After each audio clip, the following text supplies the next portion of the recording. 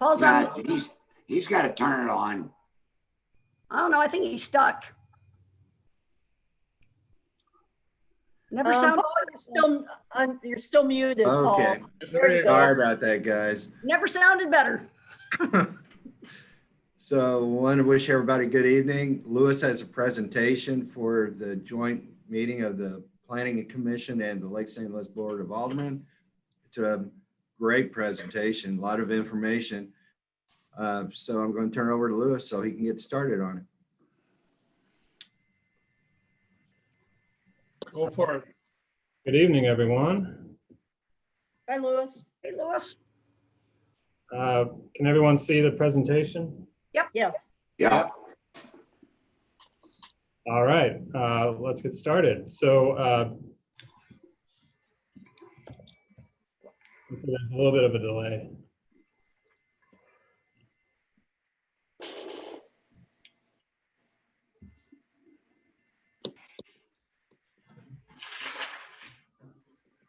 All right, it should say presentation outline. Everyone see that?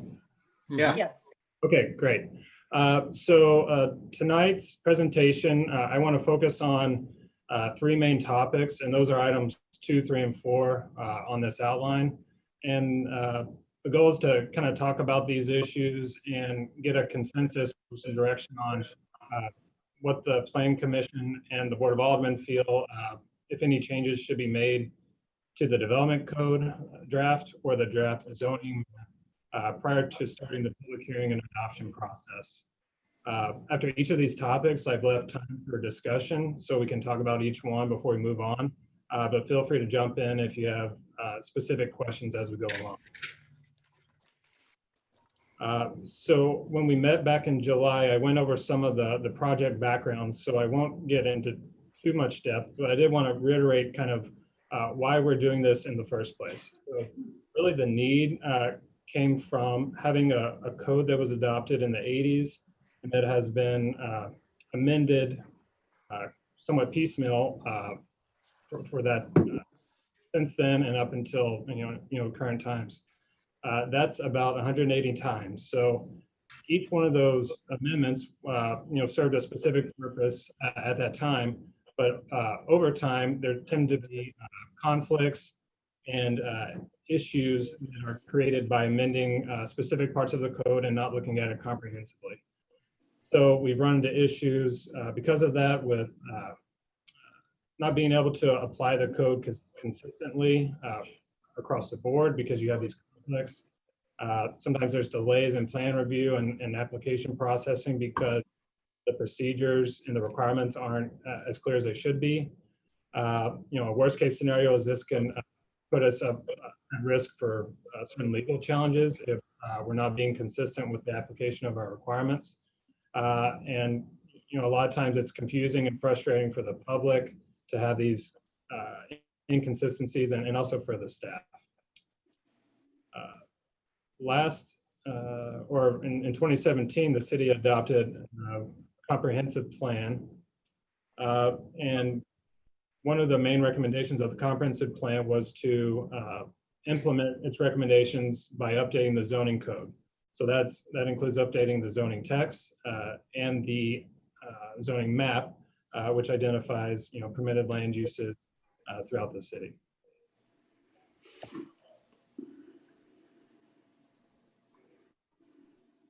So there's 4 main project goals. These are kind of what drove the process from the beginning. That's to make the code more user-friendly, to implement the comprehensive plan, like I just mentioned, to establish predictable and transparent development review procedures, and to modernize and standardize our requirements. We kicked off this officially in January of 2019. We did some outreach with stakeholders, builders and developers who work locally. Our consultant helped us review our existing code and identify deficiencies and made some recommendations for changes. Phase 2, that was the longest phase. That's where we actually drafted the development code and the zoning map, which has been under review since this summer. And now we're in phase 3, which is the public engagement and the adoption process. We met with you back in July to discuss the first draft. Since then, we've had a public comment period, which summarized some of those comments. And now we're kind of at the final review step before we start the public hearing and adoption process.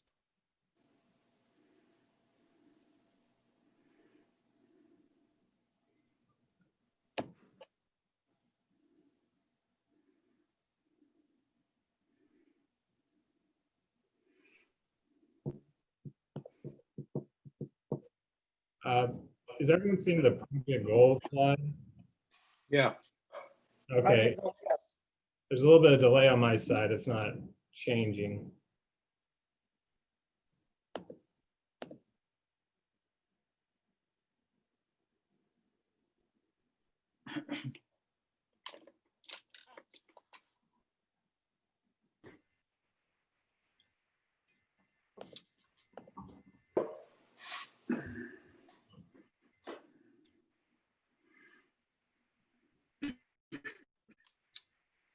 All right, well, I'll just keep going and hopefully the slides catch up.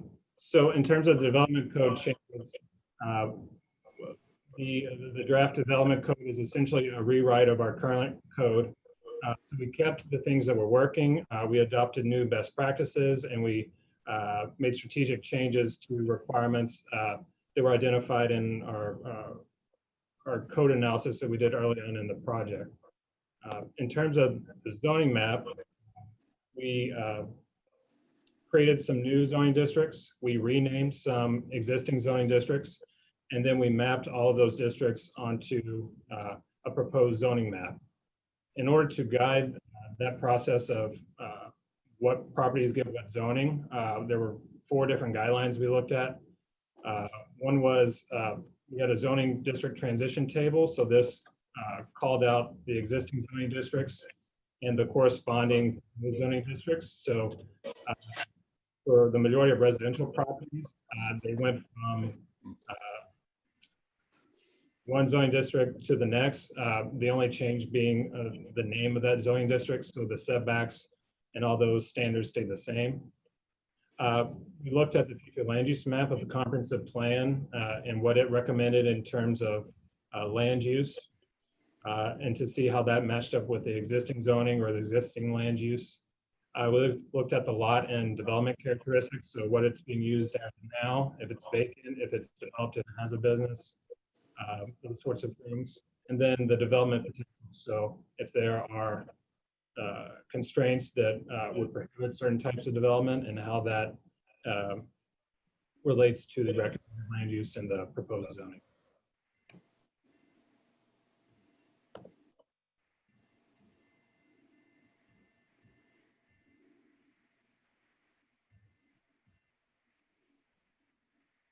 Lost it. Yeah, I'm going to try to share it one more time, see if that helps. Louis, is it the same, the one we have in our packet? Yeah. It is. If you just let us know what page you're on. Okay. Okay, you now, Well, planning zoning might not have that. Yeah, There you got it. I kind of wish I had one I could hold in my hand here. Okay, here we go. We should be on the Yeah, July 20th meeting. it's up there recap. now. Yeah, okay. Yeah, so we had the joint meeting back in July. I went over a lot of this information and the recommendations. The feedback we heard from the Planning and Zoning Commission and the Board of Aldermen were in 2 particular areas to make changes that related to the mailed public hearing notice requirements. We increased that distance. And then we added back the parkland dedication fee requirements as well. There were no changes recommended to the zoning map at that time, so we left that as is. The public comment period was open between August 7th and September 18th. This was the chance for the public to comment on the proposed drafts. We tried to get the word out, his website, our Facebook, our Twitter, and then we posted an article in New Time. We emailed the information to a group of local developers and builders, including the HBA, and also design professionals that work regularly in the city. We also sent a letter to 53 property owners who would be affected by the zoning map change. We only mailed this to property owners where the zoning was going to go to a less or a more restrictive zoning district. So a district where there are fewer permitted uses or more restrictive setbacks or development standards.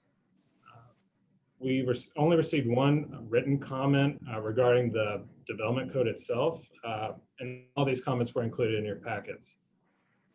Additionally, staff spoke with approximately 20 individual property owners or real estate agents representing property owners that received those letters. And of those, 10 submitted requested changes to the zoning map. We'll go over later in the presentation. All right, so the first main topic of discussion is multifamily housing. The Board of Aldermen adopted a temporary moratorium on new multifamily housing until early December. So this information is in response to that action. Hoping to give you some more information on, or to answer some of these questions on this slide about the number of units in town, what has been constructed and what's kind of in the pipeline, what the comprehensive plan recommends, where multifamily will be permitted as is proposed in the new code, how much undeveloped land will be zoned for multifamily if the code is approved, and then how the proposed code addresses multifamily in terms of conventional and development standards. So these examples on the right, from the top left, that's Cedar Lakes. Top right is Waterways. Bottom left is Lake Mall, it's a condominium building. And the bottom right is the newest, which is Synergy at the Meadows.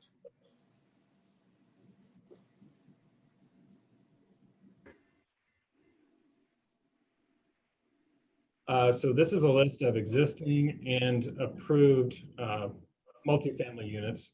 And just to clarify, when I say multifamily, I'm talking about a building with 3 or more dwelling units. So this does not include townhomes where no one is living, above you or below you. These are what we call stacked units. So just to make that distinction clear. So that's a list of existing multifamily developments. The largest is the Waterways, 480 units currently. In that list, you have a mix of condominiums, apartments, and age-restricted apartments. In terms of approved but unconstructed developments, you have the Waterways as well, 184 units that are either under construction or have been entitled. There's the Lake Point Lutheran Senior Services project, and that is 176 units. And then there's the Hawkridge Senior Living, which was recently approved, and that's 120 units. And if you look on the map, the hollow stars are those developments that have been approved but not constructed, and everything else are existing developments. So total, we're looking at just over 2,000 multifamily units, either existing and or approved. So this is data taken from the census, the 5-year census estimate as of 2018. So there is a degree of a margin of error with this data, but it's the best we have when we want to compare types of housing units to other cities or geographies within the region. So these are all communities in St. Charles County, and they're sorted from in terms of a higher percentage of multifamily, which is the last column on the right, to the least. So you see St. Charles has the highest percentage of multifamily units. We would be second, close to Cottleville, and then down from there, Darden Prairie only having 1.3%. So this is just percentage of units as a share of the total number of housing units within that community.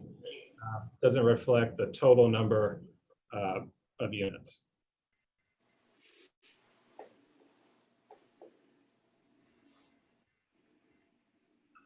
So getting into what the comprehensive plan recommends, there were two specific goals identified in the comprehensive plan related to housing, and in particular multifamily housing.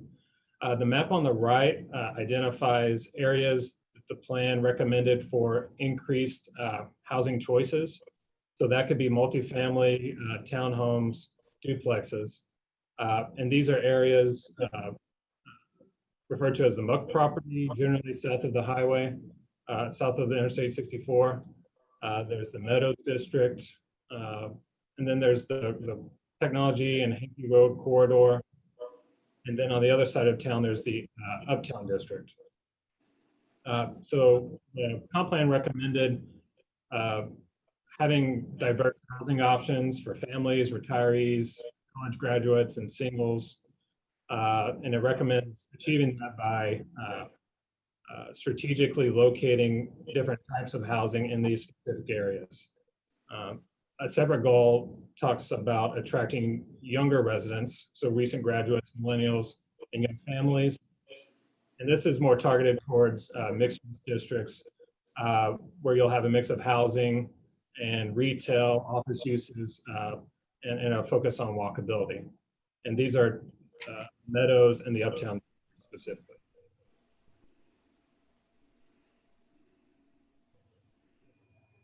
So this is the proposed table of allowed uses.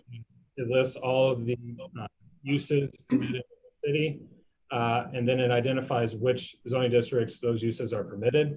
I highlighted multifamily, which in the code is referred to as multi-unit buildings.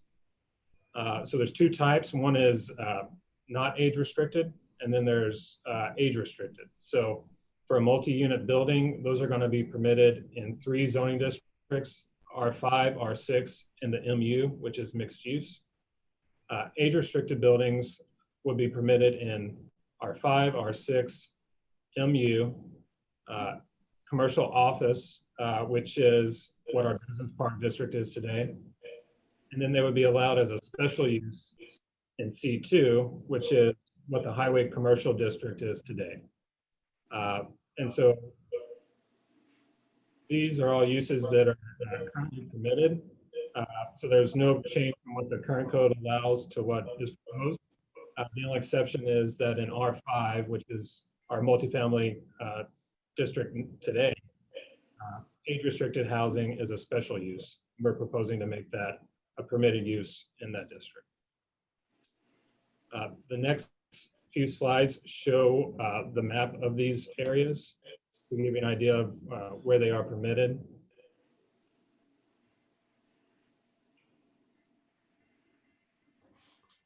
Hey, Louis, Yes.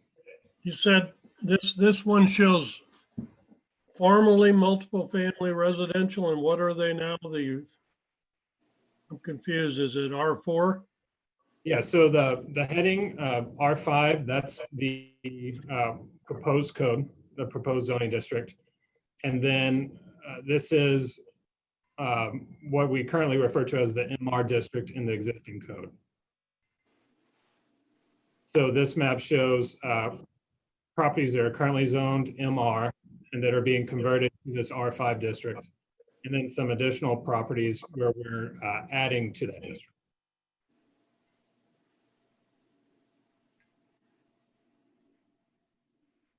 Louis, real quick, could you give us a breakdown, since I don't have it in front of me? What does the R5 stand for, or the numbers after the R? I know they equate to something, but I don't have it in front of me. Yeah, so all of the residential districts are numbered 1 through 6, and they are just residential 1, residential 2, residential 3, up through 6. Okay.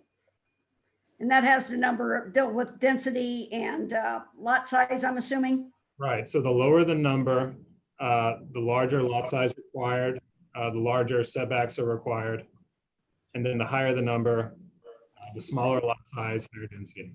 All right, that makes sense. Thank you. So R5, you see a concentration along Lake St. Louis Boulevard, up to Veterans, and then along the highway corridor, Technology Drive and Hinkey. And then on the south side of the highway, this is a portion of the Muck property that is proposed to be included. R6 is essentially a mixed residential district where there's a focus on walkability. So it's encouraged to have rear loading homes, townhomes, a mix of residential densities. So think of parts of Saratoga where you have a mix of housing types. This is proposed to be an extension of that sort of traditional neighborhood type. So the only place in town that's proposed to be R6 is Saratoga existing, and then between Hawk Ridge and Orf Road, that southern part of the Muck property, west towards Lake St. Louis Boulevard. The two mixed-use districts I mentioned are the Meadows and Uptown. So in the CO, the commercial office district, only age-restricted housing would be permitted. So you have the Hawk Ridge Business Park here, Hawk Ridge Commons, which is the new office development, and then some undeveloped properties to the north. You have a new section of office use proposed as part of the Muck property. On the north side of town, you have the hospital and some medical office uses, and then some smaller sites throughout the city. But in these locations, as proposed, it would multifamily would only be permitted if it's age restricted. The same for C2, only age restricted multifamily would be permitted. The majority of this is located south side of the highway, with the shops on the highway in, and then a few smaller properties along Interstate 70. Let me interrupt you, Louis. Are you saying multifamily would be allowed in C2? Say that again, Gary? The red, did you say multifamily would be allowed in C2? Correct. Currently, it's allowed as a special use in highway commercial, which is the corresponding zoning district to C2. So we did not make any changes to that. So this reflects what these properties are already permitted. I mean, my reaction would be that you say it's a special use, Correct. so they would have to apply and get a special use permit to build multifamily and commercial. Right, and that would be at the discretion of the Board of Alderman. Because I really think that dilutes or could dilute the value of our commercial property in those areas. That's only in The rest C2. of the board thinks. It's only age restricted though, right? Mhm. Yeah, only age restricted in C2 and commercial. Why are we limited it to age restricted? Age restricted is currently allowed as a special use in highway commercial. So we just are carrying that over into the proposed code. But why do we want so many age restricted apartments instead of just apartments? Not that we want them, it's that it's a special use. It could possibly be. It doesn't mean we're gonna have them there. Yeah, it's my understanding that the code was amended to allow them as a special use in HC, to allow the senior facility on Technology Drive. Right. So I'm not sure what the discussions were at that time, but currently it's an allowable special use as the code is written now and as it's proposed. Lewis, as multifamily, I was looking at it, it showed we had the second most amount of apartment units in the county, correct? Yes, based on census data. And And St. Charles is kind of an outlier because I'm sure Lindenwood's counted in their multi-family. Is that probably accurate, or would they not count the college campus as one? It's a separate- I don't think they would. That's I a would separate, think they'd be excluded, Yeah. right, institutional. right. Yeah, but if any big college like that university, they get apartments off campus as well, and that's what they built for. But do you think we have too many apartments from that data you received? You know, it's hard to say what's too many or too little. You know, I think that depends on what the community wants to see. I think what I have a few more slides to go through, and then maybe let's get through those, and then we'll pause and talk about all of this together. Okay. I did an analysis on undeveloped properties specifically to see, what if this code is proposed, what sort of development potential do we have for these specific sites? So let me explain what you're looking at on the map. The black is the outline of the community association. Anything crosshatched, that is an undeveloped parcel, so it's vacant land. Anything you see that's in a color is where multifamily will be permitted. If it's this orange, these two orange colors, or the purple, that's a permitted use and there's no age restriction. If you're looking at the pink, that's a permitted use, but it's age restricted only. And then the dark red, that is a special use and it's age restricted only. So where is regular multi-units available? Where was that again? You mean where could they be constructed? Yes. Without age restrictions, it would have to be in either the orange areas or the purple. Okay. The pink and the red, that is all age restricted only.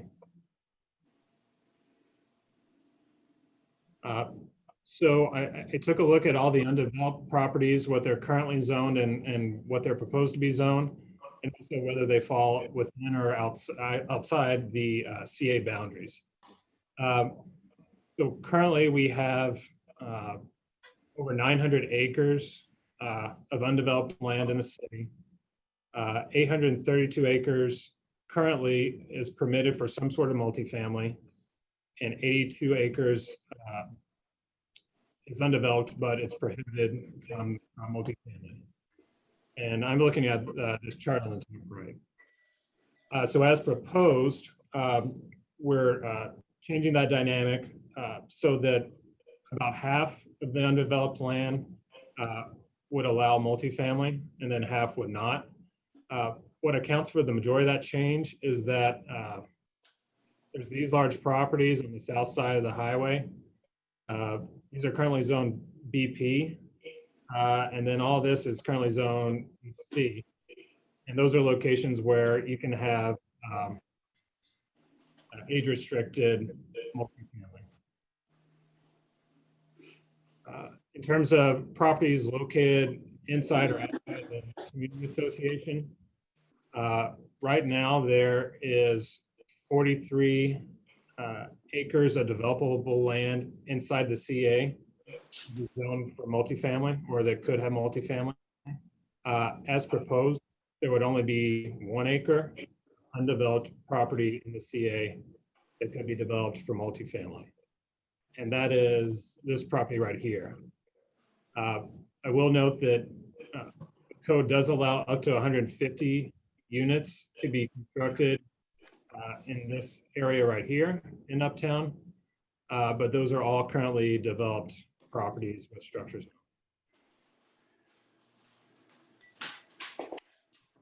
So Louis, just a question.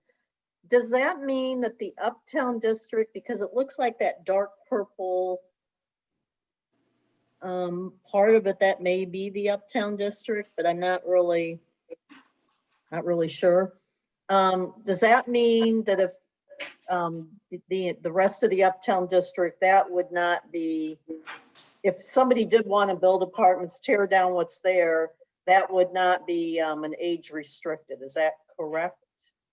Yeah, so the uptown that's in the proposed code is just this area right here, Okay. west of the dam and east of the hospital. Mhm. And they are still allowed to have 150 units of multifamily. It does not have to be age restricted. But this is just showing that one of those parcels is vacant. Everything else is developed, so it would have to be a redevelopment of those properties. And Louis, that uptown, that's mixed use though, primarily, right? I Yeah, mean, it's not likely to be apartments. It's more likely to be like retail on the first floor and condos or whatever above. Is that the vision? Yeah, so it's zoned for zoned for mixed use. So you could have mixed use buildings, but you can also have multi-family buildings or individual commercial buildings. So each building does not have to be a mixed use building itself, but we're trying to encourage a mix of those types of uses. Lois, this is Gary. Could you go back to the slide before this one, the one before? Now, if I'm reading this right, all those things outlined in green are undeveloped properties that could be multifamily housing? No, so these are all Undeveloped. undeveloped properties in the city, regardless of whether multifamily is permitted. Okay, If you look All at right. this map, Listen, everything that's has a color on it, that is where multifamily is permitted. In Lewis, is that uptown? Is that part of that overlay district? Yes. Okay. lives the overlay district. So we also broke it down into whether or not it would be permitted as a permitted use, which means it's not subject to a special use permit, or whether it's a special use. So in general, there's going to be more land or overall less land that's where it's allowed as a permitted use, but as a percentage, it's going to be a bit higher. Now with age restrictions, age restricted only is allowed on over 76 acres currently. As proposed, it's going to go down to 255 acres. Multifamily with no age restriction, that's currently allowed on 107 acres of undeveloped land, and that will increase to 197 acres. But overall, the amount of land that would be allowed for multifamily will decrease. and once again, that's undeveloped? Yes. Okay, What was that number again, Lewis? On your screen. Which one? The number now that it's, you said it was going to go down. What was the number of acres on that? So 255 acres that's age restricted, Okay. and 197 acres no age restriction. And these can be either rental or purchased properties, right? Correct. Okay.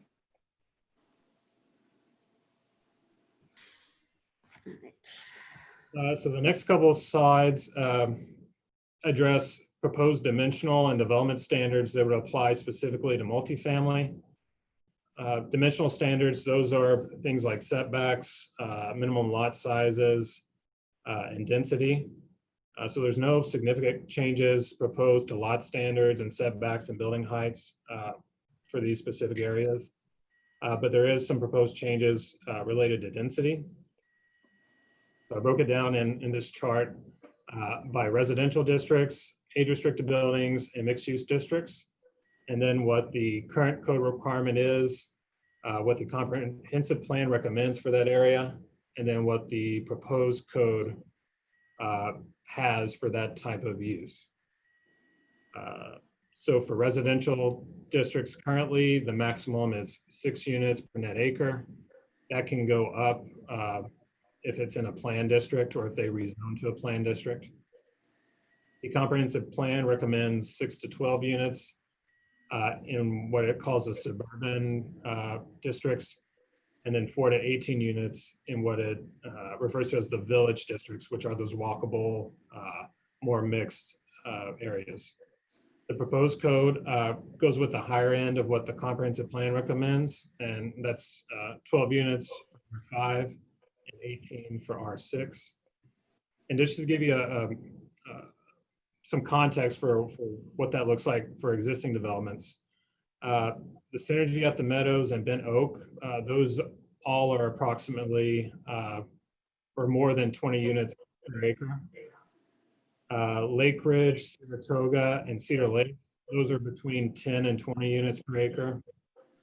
And then Waterways in Lake Knoll, those are each less than 10 units per acre.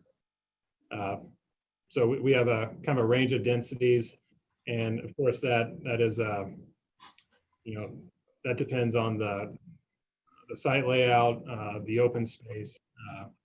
So a lot of these buildings look the same, but depending on how the site's laid out, they could have pretty significantly different densities. Question, Louis. The mixed use district, you show 30 units per net acre. Why is that so much higher? Yeah, so in the comprehensive plan, it states that there's no limit on the density in these areas. So that's something more to be looked at on a case-by-case basis. The goal of the mixed use districts is to get people living there and visiting and preferably walking to a lot of these places. So the more successful mixed use districts are going to have higher residential densities to support the walkability and to support the stores and the services in those areas. What is the number of units per net acre for the apartments in the meadows? I estimated those to be about 24. About how much? 24. I don't think we need to go any higher than 24. Throw that out for discussion. How many mixed unit districts do we have, or I'm sorry, mixed use districts? How many do we have of those? So there's how many properties or how many? Yeah, how many different districts? Let's see. I need about 6 screens here. Yeah, I'm not sure exactly how many properties, but it's Okay, everything in this general area. so It's, pretty much Uptown Meadows and what is Yeah. that? Yeah. That looks like across from the meadows. What Yeah. wasn't the muck property a mixed use? no, it's so it's a couple different districts. Some of it is R6, which is kind of the Saratoga style, a traditional neighborhood development, but it's residential. The northwest corner is commercial office closer to the Hawk Ridge Business Park. And then there's some C2 closer to the shops. So there are some mixes of uses in that larger property, but it's not a mixed use district. Okay, I couldn't remember. Thank you. So Louis, I have a question about this. So the mixed use, that would not be a special use permit then if if the Meadows now wanted to add more apartments. Of course, I know we did carve out a section, so that something would have to be changed there anyway, I think, right? For the standards. Yeah, so as proposed, multifamily is a permitted use in the mixed use districts. And then we do have a restriction, I know, in the Uptown overlay district on units and heights. So unless you had all the units probably concentrated in one area, I'm not sure you go over that. Right, so the uptown is limited to 150 units total. And that's an existing standard. And I would not want to see the height there. In fact, I wish it was one story lower than what it is, but. Okay, thanks. This is the time to do it, Kathy. Well, yeah. Because that could limit the height, because right now the height is 5 stories on the water, and I would prefer, or is it 4? Is it It's an 70? extra, Is it it's an 70? extra story than what we have today, because today we have, I'm trying to think, is the 1,000 building, is that 3 stories on the lakeside? Paul, do you remember? I think it's 3 stories on the boulevard side, and Okay. then they've got the basement in it. Okay, and 4 on the lake. And how many on the hospital? I don't know, that's what, 6 stories? But I don't know, I just wouldn't want to, I wouldn't want to see that whole uptown as 5 stories on the lake, but that's my feelings from like about 12 years ago. It's still my feelings today. Kathy, I thought that on the lake side of the boulevard, it was one height, and then on the other side, the 70 side of the boulevard, it was an extra floor or an extra height. Yeah, but I still thought the overlay, I maybe have to look at that again, Pearson. I thought the other side could go up to more stories, but I still thought the lake side was about 5 stories on the water, but I guess we need to look at that again. But that was a comprehensive, did we change the zoning in the overlay? I'm getting I don't think confused. we on did. what- Or Yeah, did we? there's the existing overlay for uptown, Uh-huh. which includes a larger area. So Okay. the dam, and I believe it goes further west. Uh-huh. So as proposed, we have shrunken that to just that smaller area. And we've kept essentially those standards, those height standards. So those aren't going to change. Okay. Thanks.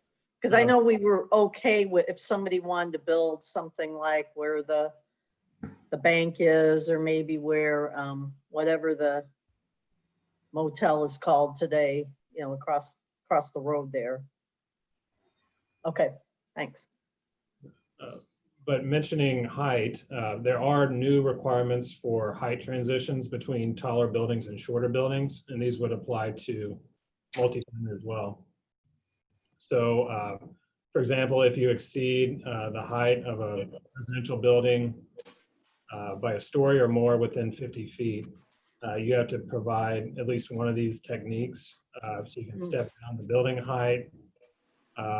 You can provide variations in the roof forms and wall forms. You can change your roof pitch.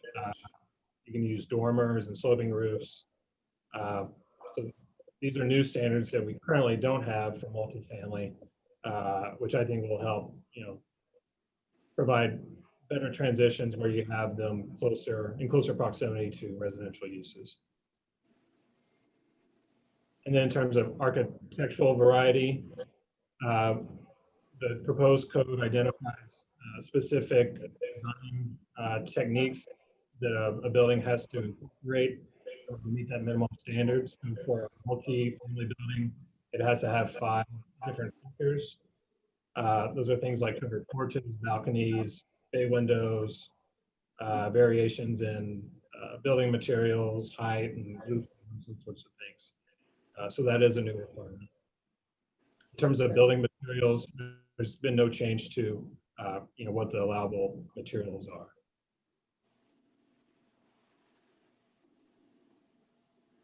And that's all I have on multifamily.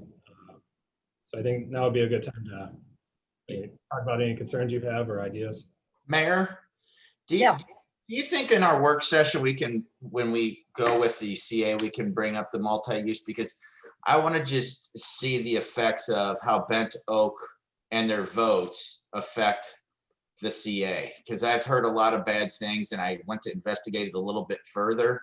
And they do, the one gentleman that owns Bent Oak gets to cast, I think it was 140 votes to whatever he wants to do. And that can, if we get another 150 use, then you have 300 votes. That 140 votes already determines a lot of the elections already in the CA. So It could, and I've heard some elections it helped, but then I've heard other elections it didn't. It all depended on how many people got, how many, like if there was a group running, like I don't know, I'd say a slate of candidates, then sometimes that slate got all of, their people out to vote. So I'm not sure. I've heard some, I think it helps in those elections where not a lot of people vote. right, maybe and I think the factor is, and I talked to the gentleman at Bent Oak when I wanted to discuss a couple of candidates at the CA, and he says, as long as nobody raises my rates, that's how I'm going to vote. And that could affect things in the future. And that's what I worry about when it comes to the mixed use in Uptown District. What? I don't know. I guess in my opinion, it shouldn't change it that much when you consider how many homes are in the CA. I want to say it's 3,000 or 4,000. And I guess shame on everybody else if they aren't voting. That's No, I agree. And John, you're about to say something, that and just how it could affect, say that at some point the lake starts to have issues with keeping up and they need to raise rates to keep up with the repairs and movement of the lake, especially like dredging becomes more and more expensive every 7 years. It's extremely expensive. And if we don't start to raise rates, they're already having, I don't know if they're having money issues, but things aren't, they're tighter than you would want. But you might run into that. I mean, you could get somebody that says, I'm going to canvass all the people in Harbor Town because we don't want to pay higher rates. But I know what you're saying. It's this one man, because I went to him when I ran for CA, but he was friends with another candidate. But that's funny. That's okay. Well, let me jump in here. We're talking about CA, and the way I look at the map, most of the potential new apartments are on the opposite side of Interstate 64 than the CA. So Right. my concern is if we're basically, if you exclude St. Charles, we have the most multiple units right now. Mm-hmm. I think there's too many parcels undeveloped that can have apartments. And that's why we passed the moratorium to discuss it. Right. Right. And I agree, Gary. I'm personally opposed to a lot of these uses of this different areas, particularly that commercial one where they can have apartments where all the red was. And that's just the tip of the iceberg. Right.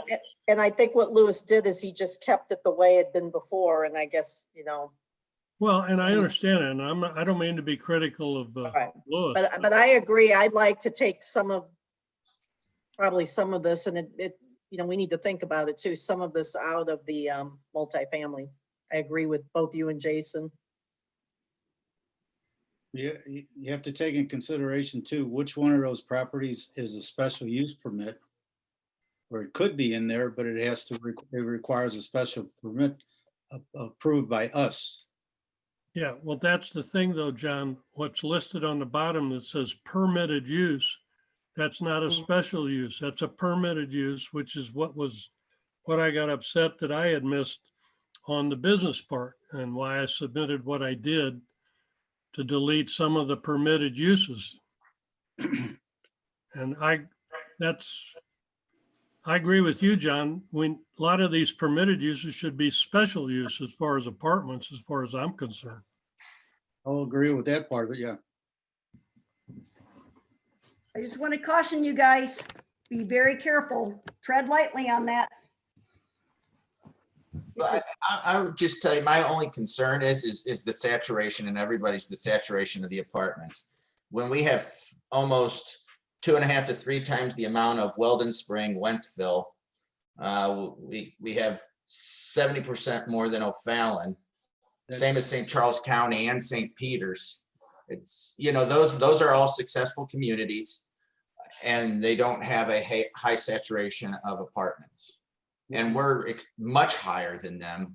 And that worries me just for, you know, apartments are great, but there's economic cycles that happen and change, and people will move out of apartments and into homes. It happens every so many years. And that worries me, because that's when apartments lower their fares to get more people in.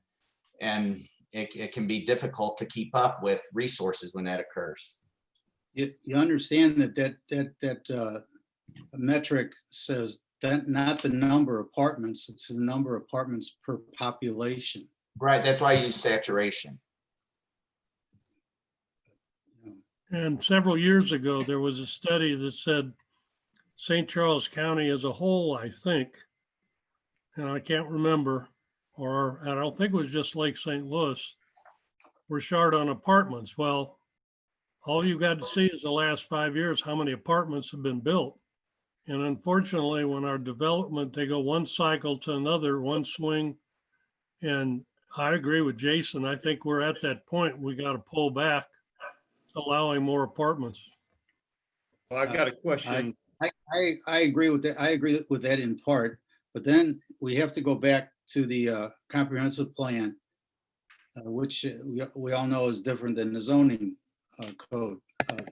And it said specifically that we are an age-based community. We need a younger spectrum of residents, meaning college kids that need apartments, single family that need apartments. They're lower, and so we have to consider. We can't just say we have too many apartments in the future, especially on the Uptown district. Those townhouses there, which are not, they're considered a multifamily. So we have to consider what we're doing, and not just say we don't need that many apartments.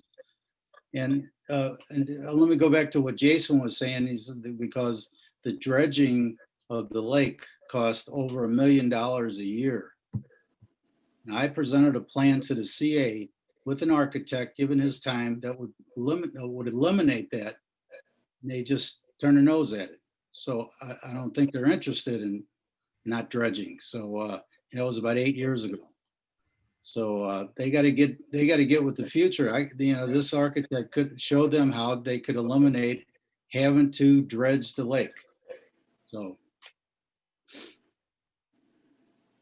Well, I think the question is, and I think John's kind of going down this path, is what's the rationale behind having apartments, and certainly having more apartments? Is it to allow are we trying to target a certain demographic so that we have the right overall demographics for the community?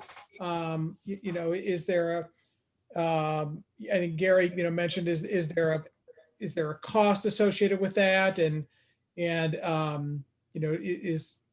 are we taking that into consideration? I think we need to be really careful, not just say we like apartments, we don't like apartments. We need to understand what's the upside of apartments, what's the downside of apartments, before you start going into it's too many or too few. Because I think there's probably arguments to be made on both sides. I'm sure that the retail businesses would love to see more people in town, regardless of what type of housing they're in, is so long as they can afford the products that are being sold in those businesses. So, I'm sure they would argue for, yeah, let's figure out a way to get more people in. So I don't want to make just a thumbs up or thumbs down decision on apartments without understanding, what do we, because I know we're not going to do a study, but what do we collectively as a group think? Why do we want apartments, and why would we not want apartments? And I think Pearson has a great thought there. I just want to caution you that we're also in a market where people can't buy houses right now. there's a lot of reasons why people are renting. And I'm not sure we want to send people down the street because we don't want to see more apartments. I think we can do this rationally. We can look at what we're doing, but at the same time, just coming out and saying we don't want any more apartments, I think that's a big mistake. And Karen, I'm not saying we don't want any apartments, but I'm saying we got too many areas zoned that can have apartments. And besides, you talk about the real estate market. Why are single family homes going right away? Just, oh, they're going right away. That's the problem. You cannot buy a house right now unless you're overpaying for that house. So there's a lot of reasons why people are renting right now. And I agree, Karen. I have a So neighbor. here's my point. I don't want to eliminate apartments totally, but I think we need to sit back and say, okay, you just brought up a great point. Some are renting because they can't find a home. Yep. Okay. Or some can rent because they may not be here for a long time and buying houses, people rent for a multitude of reasons. What percentage does everybody feel comfortable with? I mean, Well, maybe here's a good question, and I don't know how easy this is to find. What percent do these other cities that, like Wentzville, O'Fallon, of their vacant property, what percent of that is zoned multifamily? And maybe that helps to give us an idea of where we should be too. Maybe we aren't, maybe this isn't out of line when we see, okay, they have this amount of land. Now, maybe some of them are almost built out, but I don't, like St. Peter's, I don't know if they have a lot of vacant land, but where are the rest of them? That would be my question, because I know that O'Fallon still has vacant land. Wentzville has vacant land. Yeah. St. Charles. And next question too. Now, not all of this, if it's multifamily, doesn't mean it's all apartments, right? It could be condominiums that people buy. It could be townhouses or villas, right? I don't think villas. But you know what I mean? answer Karen's question, Louis. Yeah, so there's no restriction on whether or not it has to be a rental or owner occupied. So you can build condominiums or apartments, either one. Could we run into a problem for denying special use permits for apartments if we start denying them left and right? That's probably more of a question for Matt. Well, I mean, if we need to look at how many we're giving special use permits to, and if we start denying apartments but allow multifamily, could we have a problem there? I don't know. Good. I don't know. That is a good question. It's a good question, Gary. Yeah. And it wouldn't hurt to have, the Realtor Association weigh in on this too. Maybe ask them what their thought is. I don't see a problem in the CA area because look, if I'm looking at this map right, there ain't a lot of area in the CAs that could have apartments. Yeah. No. I mean, there's what, 2 areas? That's it. Because I don't, what apartment complex was that years ago that was going to go up and some of these same issues came up and it was supposed to be in the CA? I By think the dam. By the dam. by the dam. that's not in the CA. Not in the CA, right? By the dams, man? Yeah, it No. was. Yeah, it is. Edgewater. It was. Edgewater. That was in the CA. Yeah, those were condos. Yeah. It was 60 units. Yeah, But And condos. the Uptown District, Yeah. Oh, It was part of the Uptown District. Yeah. okay, on the right side, not Right. on the left side. Okay, I agree with that. But I think Shoot, that we need more became- information. I think Kathy's right. We need to see what the other cities have that's undeveloped. I think we really need to tread lightly on this one because there What- could be lots of reasons other than just rental that these could be mixed use. And I'm just telling you, it's a market. I'm 14 contracts in and haven't gotten one yet. So unless you want to overpay for a house, people are not getting homes right now. you can't compare us with the likes of, for example, Wentzville. Wentzville needed housing and they had the open ground, so they're gonna build houses. They're gonna build residences, not apartments. Well, we don't know that. As they start growing more and more, their zoning is gonna allow more apartments throughout the city. But right now, and for the next several years, they're building houses out there and that's it. We don't know that for a fact. I mean, that's a question we need to ask. Just look at the ground that's available. Yeah, well, we'd have to find out, like Kathy said, I think I'd be interested in seeing what those numbers are, what they have for multifamily. Doesn't take a rocket scientist to see it and look at the ground that's available. But Well, No, but we don't know what it's zoned. Where it's don't know what located it's and where zoned, yeah. what it's zoned, right? That's exactly what I'm saying. yeah, you gotta find out what their zoning is. Well, I don't think we're gonna make this decision tonight. No, and I don't think so so. either. So I think I think we ought to listen to what, is Pearson the only one from P and Z there? No, we have other people. Okay, I don't have a list. I think we ought to get their opinions on what they feel. Yep. And then we're ultimately gonna have to make the decision anyway, but we ought to get their opinions on how they feel on the issue. Yeah. And then we can set apart that decision to next week, next meeting, or whatever it's gonna be. We probably need to extend the moratorium to give us enough time. I doubt if you're gonna be building any apartments between now and December anyway. It's the applications. And how many of those do we have right now? Well, after 90 days, they can apply. Mhm. Well, to Mike's comments, is there anybody in P and Z that has a comment on this besides Pearson or Pearson too? This is Rhonda. I'll comment. So I do agree that I think we're we have too many burdened of apartments. I think there's a higher amount of apartments here in Lake St. Louis. But I also think that where they are is important because I think you need transition areas. And I think that looking at the map, you can kind of tell that we've been really pretty good about making those transition areas. And so there are probably appropriate places for them. It's just, I don't know if there's a right or wrong number as far as like actual number. I think in my mind, I'm a little bit more concerned about the density. I think that having, like you said, 20 or 24 units per acre, that's a little bit much. And I think that's what turns people off is when they sometimes see those really high density areas. But I also think that there's an appropriate place for them, and transitioning along the highways and those things are appropriate for those kinds of housing. And that's kind of my opinion. I agree. Yeah, the other factor just to keep in mind is, if we have these business parks and if we expect to develop more commercial properties, not retail, but business type properties,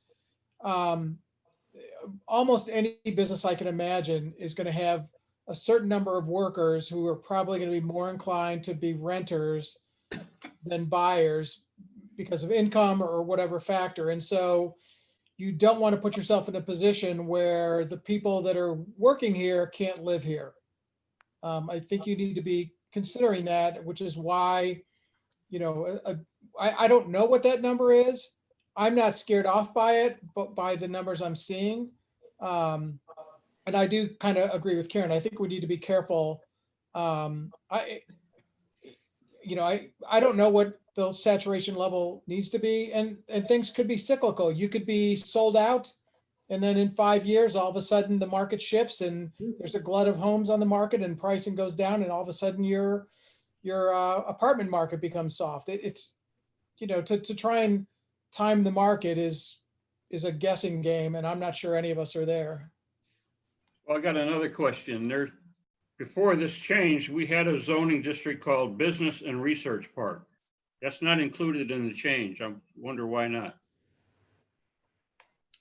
Yeah, we had, I think it was an office and research park, and there was only one property that was zoned that. That Why? was to the hospital. So we eliminated that and essentially combined that with the business park district into what we're calling the commercial office district. But there were no apartments allowed in the business and research park, and we've done away with that. I'm not sure we should.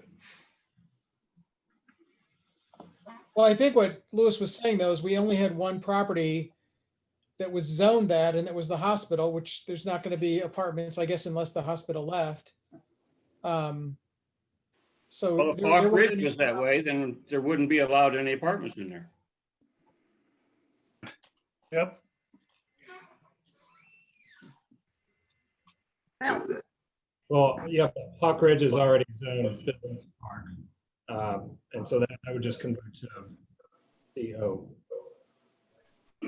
I think Pearson had a great point, and thank you for that, Pearson. But like you said, I don't think we're going to be able to make that decision tonight. So we might just want to move on.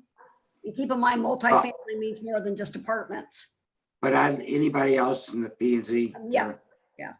They got any comments? How about our newest member, Ken? Well, I've got a lot to learn here, but people got to live somewhere. And when I moved in, I'm not, where I live, I'm not far from all this. So a lot of it, and there's a time and a place for that. Yeah. So I don't have a lot of input that's going to be useful for anything. Okay. Any additional information you'd like me to put together for the next meeting about this topic?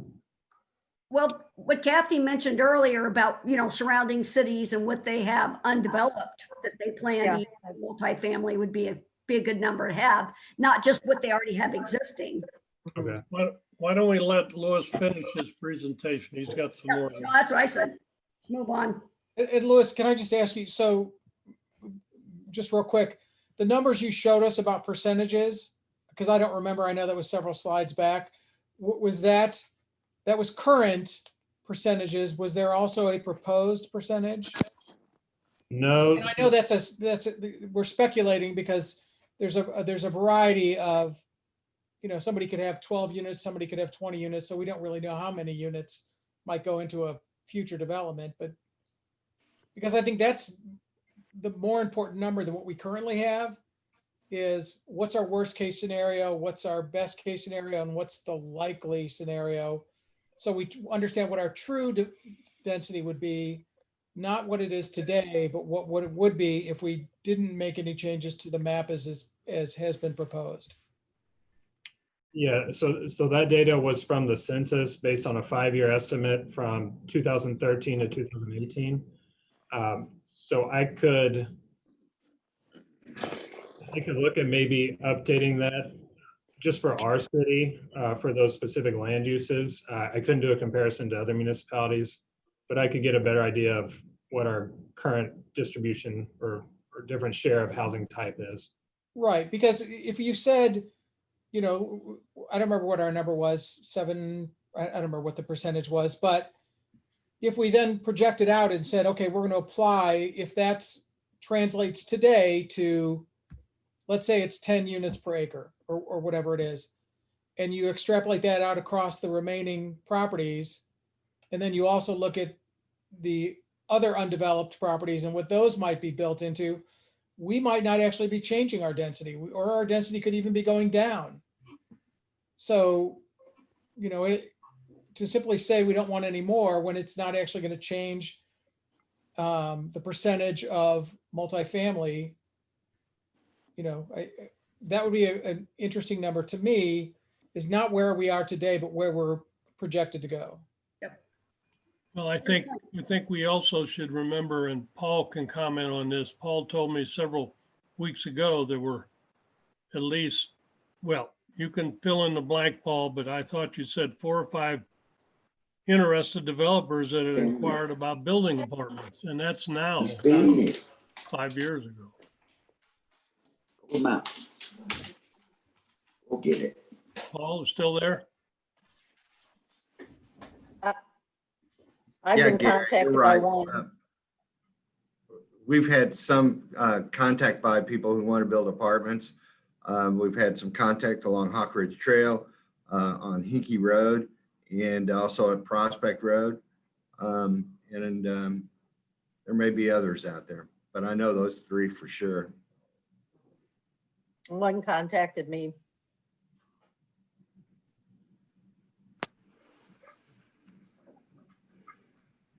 Well, isn't some of the properties that we have zoned that way, you be hard for a developer to put single family homes in and make any money?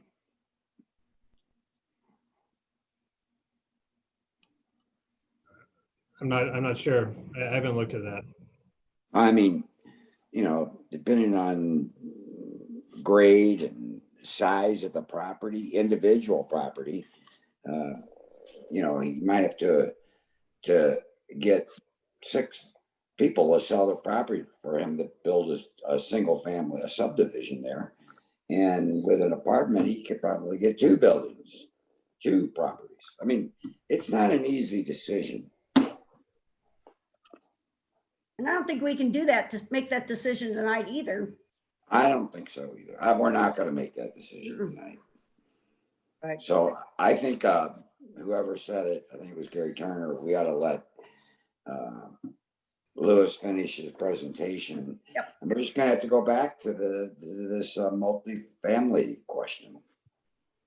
It ain't going to get decided tonight. No. And we got to remember, not all multifamily is rental. I understand. And I think there's a difference between condos and apartments. Mhm.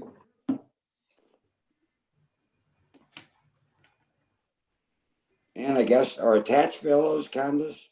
I mean apartments? Lewis? When I'm saying multifamily, it's 3 or more units. Okay. Let's keep going. All right, next section, we're looking at requested zoning map changes. These were requests submitted in writing from property owners who are wanting a different zoning designation than what is shown on the proposed zoning map. If you remember, I said we mailed notices to, I think 53 individual property owners who are subject to a more restrictive zoning change. That's going to a more restrictive zoning district. And of those, I talked to about 20, and then of that group, 10 submitted actual requests to change. So I grouped these into 2 different groups. The first group are what I'm recommending that we change. And then the second group, I'm not recommending any change, but we'll go through those as well. So the first group, these first 3 are properties that are vacant, that are currently zoned planned development, and that have preliminary development plans that were approved prior to 2010. I did some additional research, and I think these development plans are still valid. So what we've done for other similar properties in the city, they've gone from planned development to PUD. So that's what I'm proposing to change these to for these 3 properties. So the first one, this is Gascony Park. This is off Veterans Memorial Parkway. Multiple parcels, but they are all under common ownership, and then they're all vacant. And I should point this out, for each one on the bottom, I have some of the property information, so the lot size, the land use, the future land use in the comprehensive plan, the existing zoning, the proposed zoning from the first draft, what the applicant is requesting, and then what I'm recommending. So the original draft showed C1 and a little bit of R2 adjacent to the residential. This is all shown as corridor commercial on the comprehensive plan. The applicant's requesting C2. They did not give a specific reason for that, but everything around it that's commercial is proposed to be zoned C1. And I believe these are all currently community business. So what I'm recommending is C1 PUD. which is C1 with a PUD overlay district to reflect those prior approvals. I like that. Is it similar to what the zoning designation is now? Because like I said, I wish I had another screen here so I can see what was old and what is new. It Right. tells you. Yeah, well, no, I'd like to see what are the permitted uses in each one of them, but that's what I was looking for. Yeah. Is it similar in permitted uses? I mean, is that going to be okay with the property owner? For what? Again, they didn't specify a reason for requesting What they're C2. doing? It's hard Okay. to say exactly what they're looking for, but this change will essentially honor any prior approvals. And then will allow them any use within the C1 district, which is what other properties nearby are allowed. Hey, Louis, it's Paul. Can you explain the difference between C1 and C2 as far as permitted uses go? Yeah, so in the permitted uses, they're essentially allowed most of the same uses. There might be some instances where it's a special use in C1, but a permitted use in C2. That's due to their C1 typically being closer to residential. Just the uses that come to mind that aren't permitted in C1 would be automotive oriented uses. So like car dealerships, some of those more higher intensity uses that might be more larger traffic generators or require larger sites. But you know, retail, office, those are all permitted in C1. Could we have any legal problems with changing these zonings that these owners don't like? So that's something. Hey, Gary, it's Paul. We're going to talk about that in our executive session at the next meeting. Okay.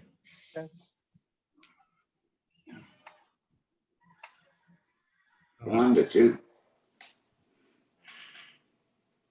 Any additional comments on this one?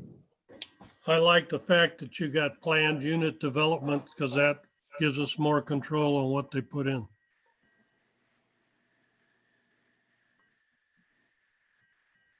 So this is the site owned by Conway Center LLC. This is at Prospect and 64, triangular shape. It's about 5.7 acres.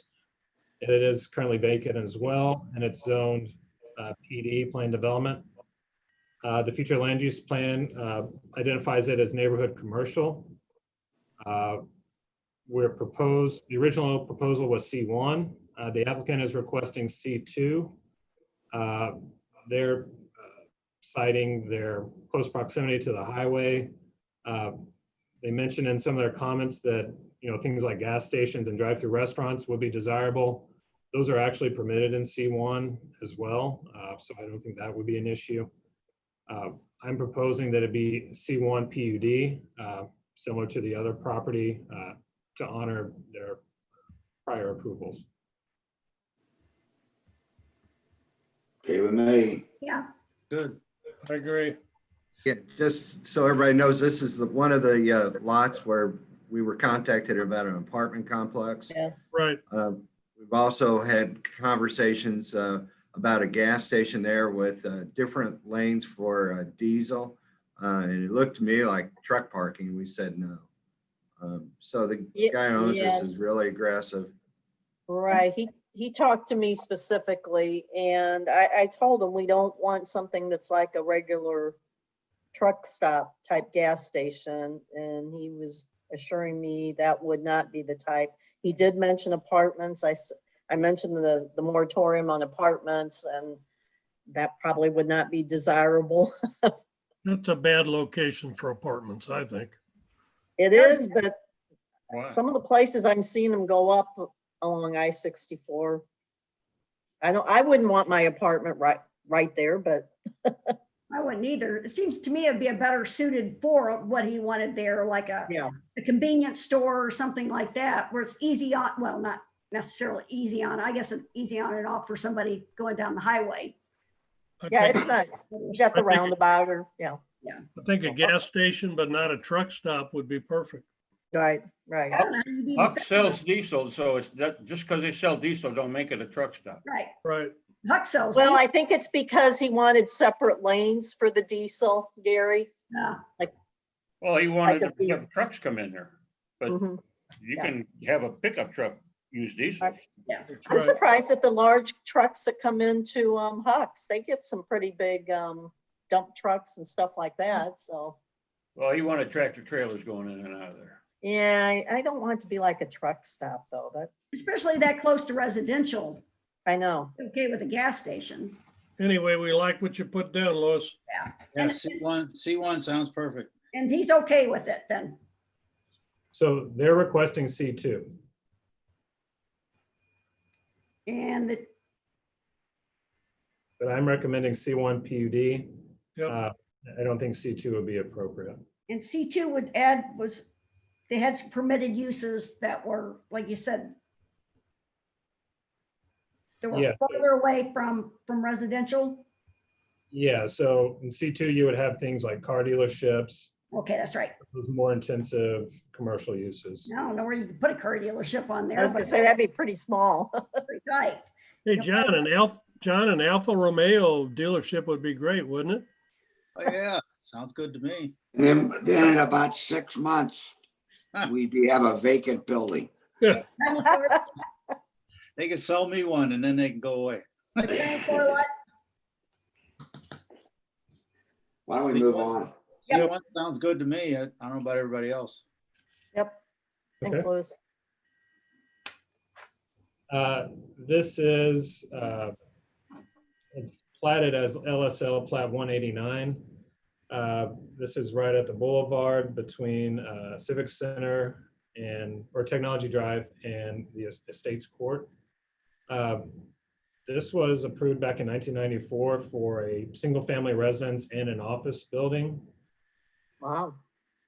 It's about 7.3 acres, irregularly shaped. It is currently vacant.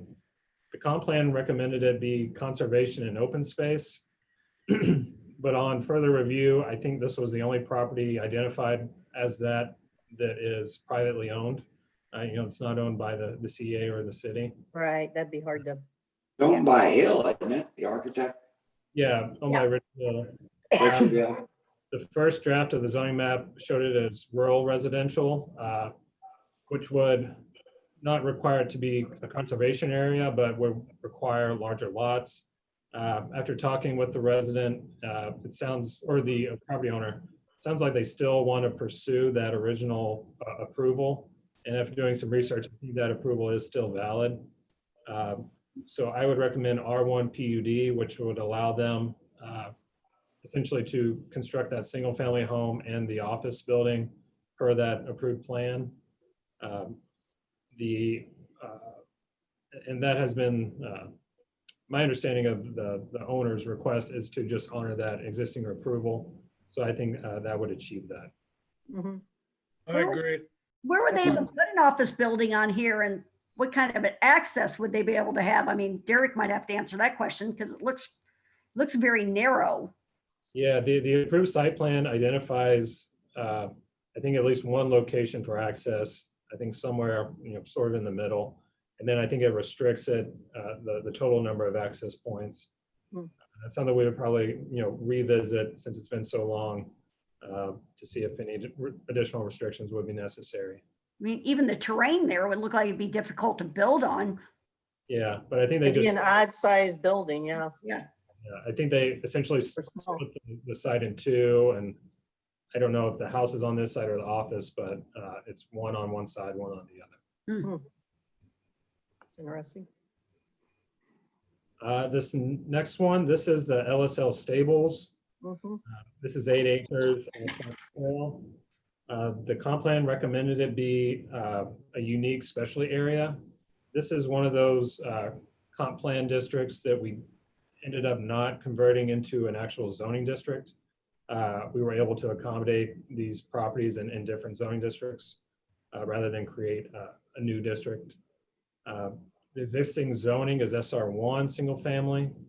So the stables are an existing non-conforming use. So they can continue to operate. They just can't expand that operation or it's restricted in how they can expand. Originally, I proposed that it be zoned rural residential to reflect the use of the property as a stable, which is somewhat of an agricultural use. The property owner is requesting that the zoning remain the same. She said that they plan to continue the operation as a stable as long as possible, but they want to reserve the right to, sell that property to be redeveloped. And I think if that were the case, that R2, which is what all the adjacent properties are zoned, I think that would be a more appropriate zoning for the property. Yeah, that sounds good to me. That's right down the street from me.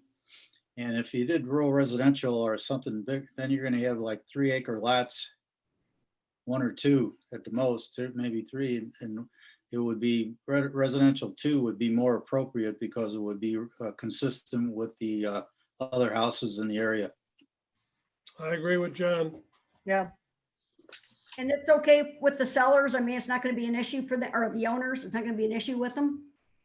Yeah, they're requesting that it stay the same. Okay, mhm, all right. fine. All right, so that was the first group where I'm recommending certain changes. The remaining 7 requests, in my opinion, what is shown on the draft zoning map is consistent with what the comprehensive plan recommends and is the appropriate zoning for those properties. So I'm not recommending any proposed changes, but we'll still go through all these, and I want to hear what you think. So the first one is at 1320 North Hinkey. This is 2 acres, and it's an existing single-family use. Future land use map identifies it as suburban single-family residential. This is kind of a generic category the comp plan uses for single-family, so it incorporates a range of densities. The existing zoning is SR1, and those are 15,000 square foot minimum lots. The proposed zoning is R1, which is a minimum of 1 acre lots. And if you look at those lots on the east side of Hinkey Road, these are all larger lots, 1 or more acres. The applicant's requesting R2. They're saying that they purchased the home with the intent to divide it into 2 lots. That would not be possible under the proposed zoning because they wouldn't meet the minimum lot width for those lots. But I still think that R1 is the most appropriate zoning district for this property. Yeah, that's right down the street from me also, and that in Ward 3, and that is, like Lewis said, is really not wide enough to go any bigger than an R1. Yeah, I was just thinking the same thing, John. How would you even get access to the other house? That was a good point there. I mean, I can see why they'd want to break it up, but how would you get, they would be landlocked on somebody next to the lake. They have a shared How driveway. wide is that, Lewis? Is Did that he lot? put a road in front? How wide? Yeah, roughly. I want to say it's like 150 feet, maybe. Wide? I'm talking about the depth or width. Could he put a street in there and a couple houses? Yeah, it's I don't That's the know. question.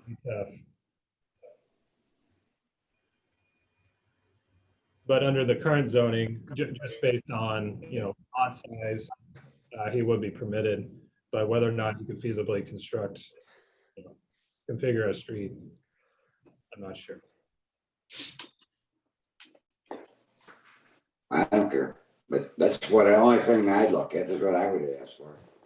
What If was you're gonna that? say, I would say, if it's possible, the man could put a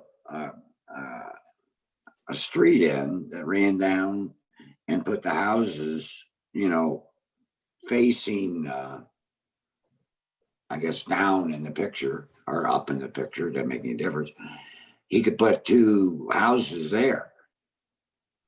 But I don't know if it's wide enough to get a street in and the houses in. I know. yeah.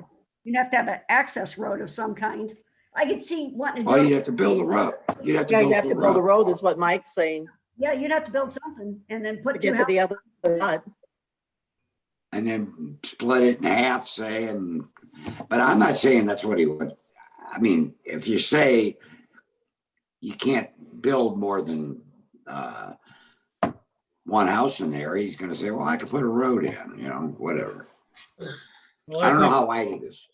I think at this point, you leave it at R1 and he can always come in and with a plan that could, I'm okay with that.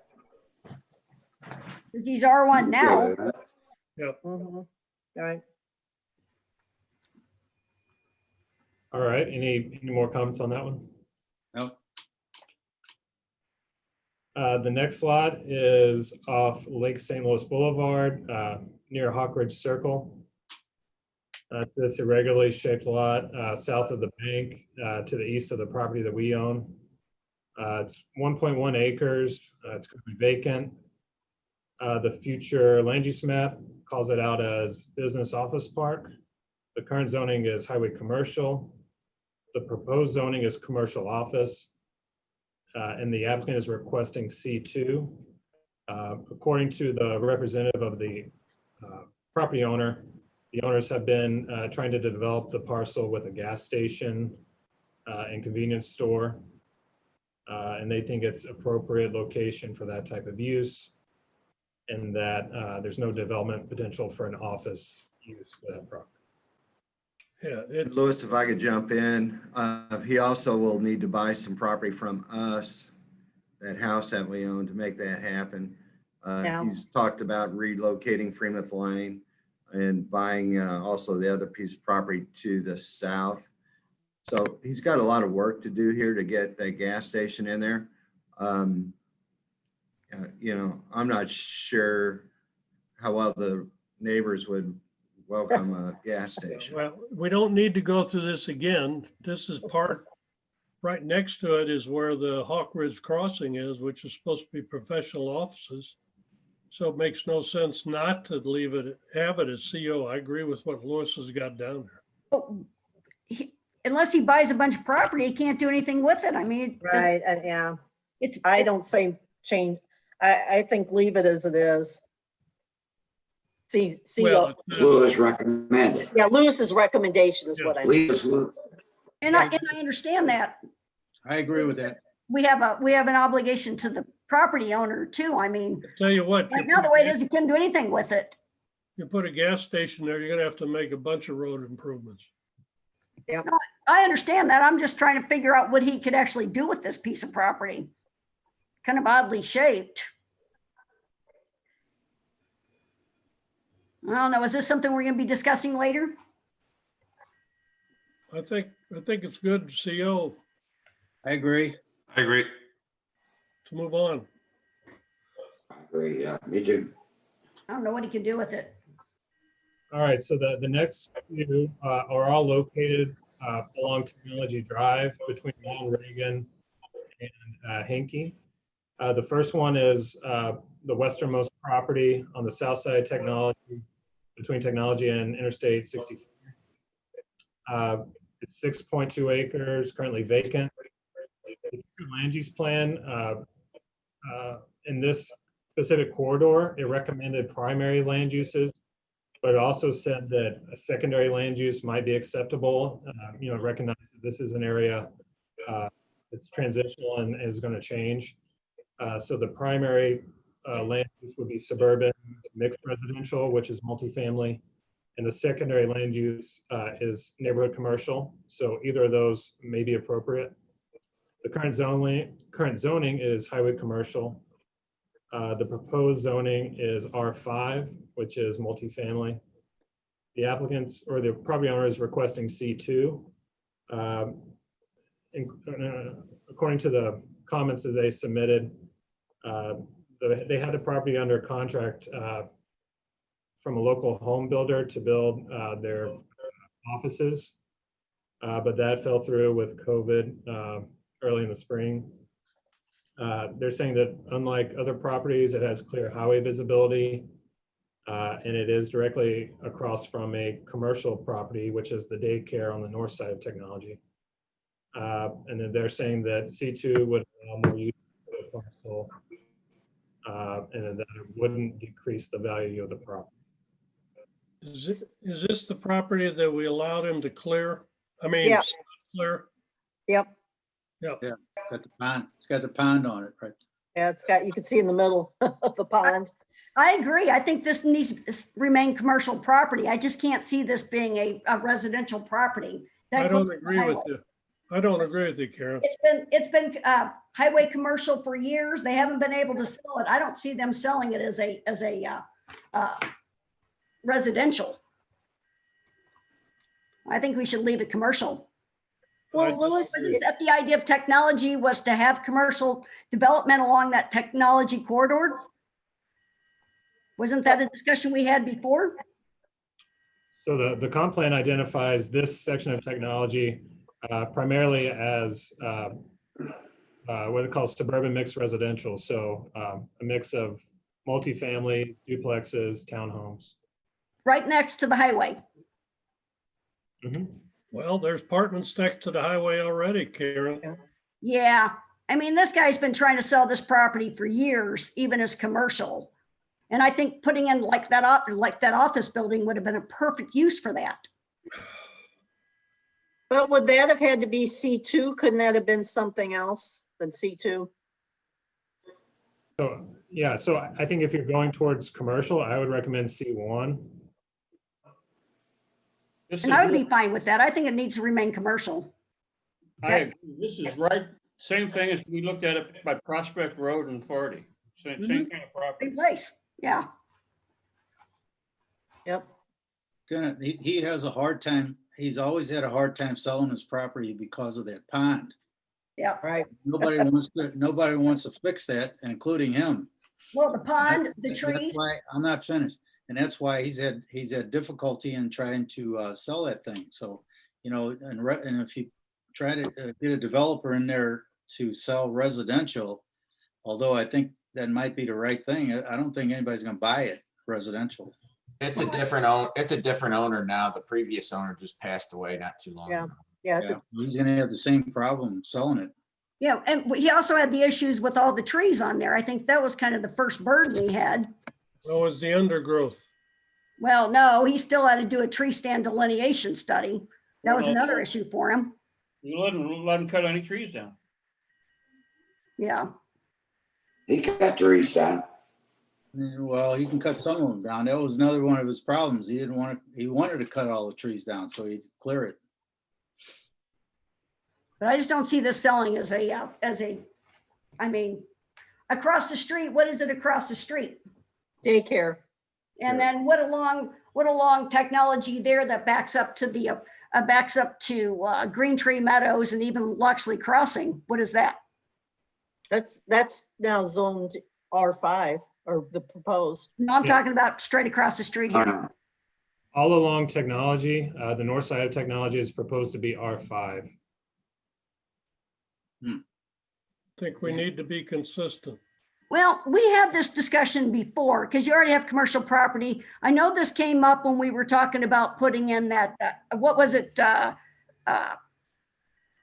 What do they call them? Not rental, the sheds, whatever. Storage unit. Yeah, yeah, in the storage units. And what wasn't the discussion that we really wanted to keep technology corridor basically for technology? Wasn't that kind of the idea? Was that we wanted? We approved that storage and that was on the corner, not here. But That was no, on the hill. but yeah, I mean, this is a high visibility. I just don't see it being sold as a residential property. Hey, Louis, I have a question for you. Why did he want to make it commercial? Was any specific? Yeah, so I think, well, in his letter, he mentioned, or they mentioned that they had it under contract for an office use. So I think, they're trying to sell it for development and they think that they would have better luck selling it as a commercial property. Oh, okay. And it's been zoned highway commercial for, Gotta take that in consideration too. If the thing's been sitting there for a long time and nobody's has shown very, very much interest in it. I'm gonna make it something where somebody could develop something there, so. Why not make it C1 PUD like you did at Prospect and 40? You recommended C1 PUD, make it the same. I'd be fine with that. I'm I'd good go with that. along with that. So just a note on the PUD, we're only designating properties as PUD if they already have an approved development plan for that. No. Well, and you said the rest of the, going along there, the rest of it is R5? Yeah, Really proposed, proposed. I think I'll go with Gary's first comment and leave it R5. I think he's never gonna sell it. Probably not, but might have a chance. This C1 is a daycare center, right? Mhm. Yes. yes. Yeah. It's not quite a C1. I tell you what, there are 4 other requests along this street. Do you want to maybe go through them all and then come back? Sure. Yeah, Yeah. Okay. Because they're all next to each other. What do they all want? So It's a variety. yeah, so these next 2 are owned by the same group that owns the cottages. They have different names, and they're 2 different sites. But this site is on the north side of Technology. It's vacant. We're proposing it to be R5. Right now, it's zoned highway commercial, but it backs up immediately, adjacent to single family. The comp plan shows it primary land use as neighborhood commercial, but a secondary land use as mixed residential. They're requesting C2, but they did not give a reason for that. I know the reason, Louis. Okay. And this is what concerns me. He caught me, Al Beamer, the president caught me Friday when I was speaking to the ambassadors. They've decided, and this part kind of makes sense, that putting cottages across the street and then having to cross a busy street like that for the nurses and staff, and that maybe doesn't make a lot of sense. But what they were looking at is making this a rehab facility. I don't have an objection to a rehab facility, but my objection would be, unless we had some specific zoning or he had a plan, what's to say we change that to C2 and then he sells it? Yep. And then it can become something that the neighbors do not want. And that's what I was going to say. All the people that live north of him, Right. they know it's been zoned R5 for a long time. Well, no, it has, Well, it that's wasn't. it. no, no, there's highway no. commercial. I'm wrong, sorry. Yeah.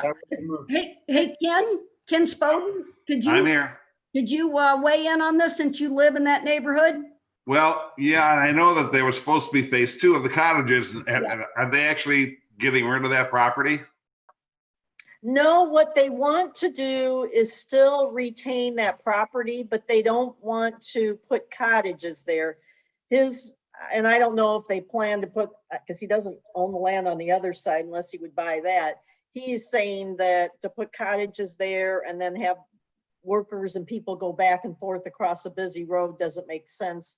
And he would like to have it, put a rehab facility there, or have a rehab facility. I don't know if anyone's even been approached him about that or not, but my concern was, and rehab facility, the hours are typically what, 7 to 7 or something like, I mean, they're not bad hours. It's not typically a real, busy place. But my concern is with that zoning, if all of a sudden somebody else comes in and wants something different, he could jump in and say, well, I'll sell the land to you. And then we're stuck with something that isn't desirable, especially a C2 zoning. Yeah, the facility you were talking about would be a great addition there. And they've been a very good neighbor being across They have been. the road from us. But So I think Go we ahead. would, greet that with open arms, but anything else is probably going to be a problem. Yeah. Right And now, I don't know that we can be that specific with zoning, right, Louis? That's my concern. That's wishful thinking. Yeah, so once the property is zoned, they're entitled to, those permitted uses, Mhm. special uses within that district. And on this future land use that we have, what is a neighborhood commercial? Or suburban mixed residential? What constitutes that? That's why I said I wish I had another screen. Wouldn't that be C1 PUD? Yeah. Yeah, so Karen, those are the future land use terms they're using the comp plan. Yeah. So the comp plan, for those types of land uses wasn't overly specific. I think that took in consideration that we would have to do some more planning and look at some more detail before you actually convert those into zoning districts.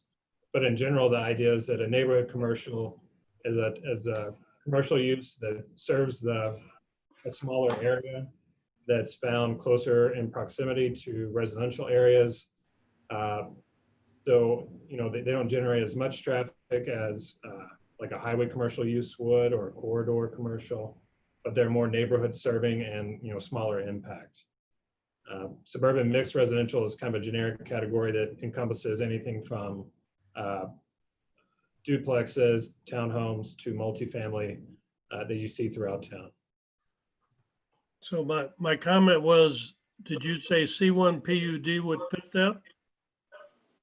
No, so we're only recommending PUD for properties that have an existing development plan that has been approved. So they're either doing planned development or planned residential and had a plan approved, but we wouldn't recommend that for a vacant property with no approvals. Okay. And on this residential 5, I mean, how many units can he put on 2.7 acres? So I was looking, a rehab facility would be permitted on that property if it was zoned R5.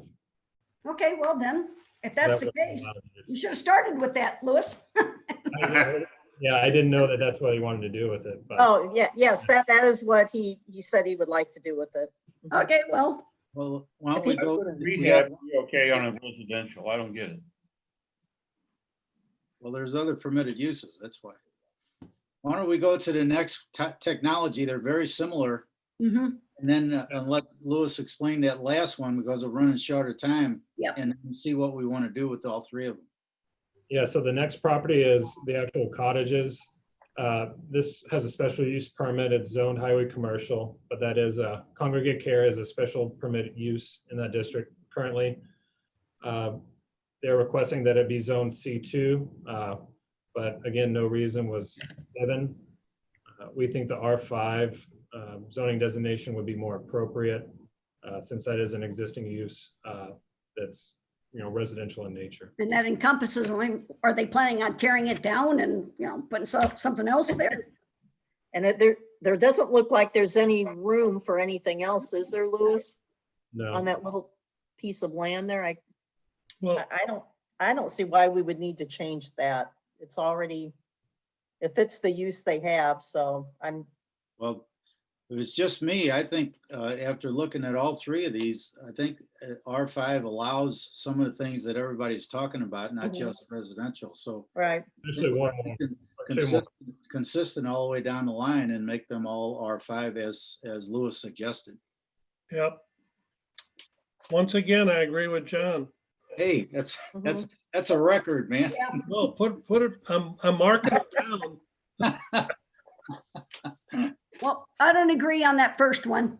Well, if I can jump in, there's actually 2 more properties That's fine. include, and they're on either side of technology to the east. This one is the MERS tract on the north side of technology. It's zoned highway commercial now. We're proposing it to be C1, which is consistent with the comp plan. They're requesting C2. This is Creekside Landing, which is west. These are townhomes and these are single family. They submitted a letter saying that they think that a change in zoning could deter some people that are interested in bidding on the property, and that leaving it C2 would give them more flexibility to market the property. So, they didn't- so Specific use. what additional, I mean, you've mentioned car dealerships, but what else could you have in C2 that you really couldn't have in C1? Good Let me question. pull that up and give you some more specifics. Okay. I mean, obviously that doesn't lend itself to a car dealership, but That's You gotta realize, these property owners are gonna ask for the world. oh I yeah, would, if I owned that. of course. I just want to see if there's something that No, I understand your would question. make sense there that, They just want them, they want to be able to sell it to anybody. Yeah, How about a cemetery? exactly it. How about a cemetery? Could it go there? No. Yeah, we can, you can bury me there. Yeah, So automotive sales are only permitted in C2. Building materials and supply stores, only C2. Liquor stores, only in C2. Major Liquor store. utility well, there you sub- go, Ken. You gotta walk down, can't drive. Okay, Come on, we're interrupting him. yeah, you, What Uh, else? And then there's a couple uses that might be a special use in C1 and C2, but those are the main ones. I'd say No, but- your choice is perfect. Yeah, yeah, I think C1, yeah. Yeah, I can see C1's one of better. Those other ones. with that proximity, yeah. I agree. That sounds good. And then they also own What else? property on the south side of Technology. Yeah. It's also zoned highway commercial, but we're proposing it to be zoned R5. And they're requesting again C2. Is that the one that was supposed to be the storage? The storage facility was actually this property Yeah, right, just to the south of it. yeah. Yeah. What's G2? C2. No, the red. C2. Yeah, Oh, that's he C2. just told you car dealerships, C1 plus a few other Let's things. see, okay. That isn't the same owner as right below it, is it, Lewis? Yes. No, this property and this property are owned by the same group, Oh, okay, but it's not below, okay. not this one. If the Okay. one below it is commercial, why don't we just leave that commercial? Why would you want to put houses in there and then have them back up to commercial? So these C2 properties were identified on the comp plan. They actually front the interchange. Right. 164, and they, I believe, were identified as corridor commercial. But this one just fronts on Technology, and all the properties on Technology were called out for mixed residential. But you're being broken up by, you've got commercial behind it, you've got cottages. I mean, that just doesn't seem like Well, a good fit. Lewis, remind everybody what is allowed in R5. R5 is multifamily residential, townhomes, duplexes. You can do congregate care facilities with a special use permit, Yeah. It's not just going to be houses. No, but worship. You can do a daycare center with a special use permit. Right. Schools. That's about it. I'm just saying that whole corner there is commercial right now. But the other thing is you are real close to the cottages on that one side. And those other commercial properties are further away, Right, so. but I repeat my suggestion that all these properties down Technology should remain R5 because they got other uses beside just houses. You can put a lot of stuff on there. C2, there are some things that can't be allowed on there. So, yeah, I mean, can be, but we don't want them there. So I think those Technology Drive parcels ought to remain R5 or recommended. This one makes sense. I'm not sure about that very first one with the pond in it, but this one makes sense leaving R5. yeah, I don't agree with that, but that's not my decision. Well, yeah, it is. I I mean, was gonna say, it's your one vote. vote. Yeah, So I yeah, think it is. you're surrounded by commercial, it's commercial across the street.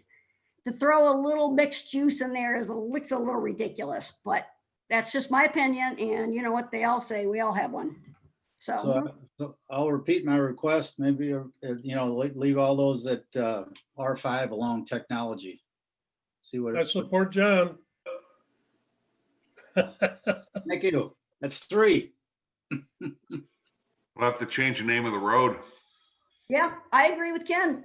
I'm on Karen's side on this one. Me too. I don't agree, especially with that first one. I mean, this one, I kind of like to see that still R5. That other one with the pond in it, I think we should still keep. I mean, it backs right up to the highway. This one doesn't, but that one does. What would you call it? What are you suggesting, Kathy? C1, like what's across the street? Or I the can live daycare. with that. I agree with C1. I do as well. I think we only have so much on Technology Drive, and that 40 being able to be seen by 40 and almost just seems right. Mhm, agree. I think we're getting close to running out of time. I don't know how much more we have. Obviously, we're not going to get to the other two items. We could either do it after work, after executive session, or There's only one more. Yeah, As since long as we're- we have 1 minute to run. Yeah, if I could get a consensus on the rest of these, and since we're coming back to talk about multifamily at the next meeting, I think we can talk about the remaining changes then. okay. I think R5 with all of them except for the pond, which would be C1. That's what I I can think. live with that. I'll be all right with that. I agree.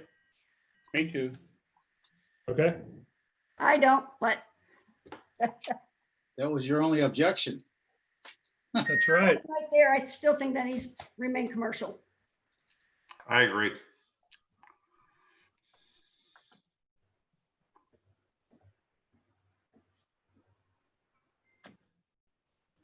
Well, We need to adjourn. Good job, Louis.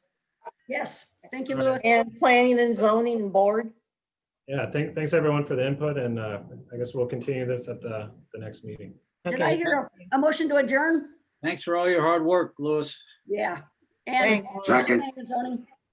All those in favor, let's take at least, we've got about 3 minutes because I think a few of us need to take a little break, Yeah, including me. And I guess we'll have to, the other two items, do we want to move those to the next work session? Yeah. Okay. Sounds good. that's fine. Okay, everyone, sounds good. That Thanks. okay, Paul? Paul? Yeah, sure is. Okay, thank you. It's good. Okay, we've got a couple minutes. I guess we really only have a minute, but try to be as quick as possible.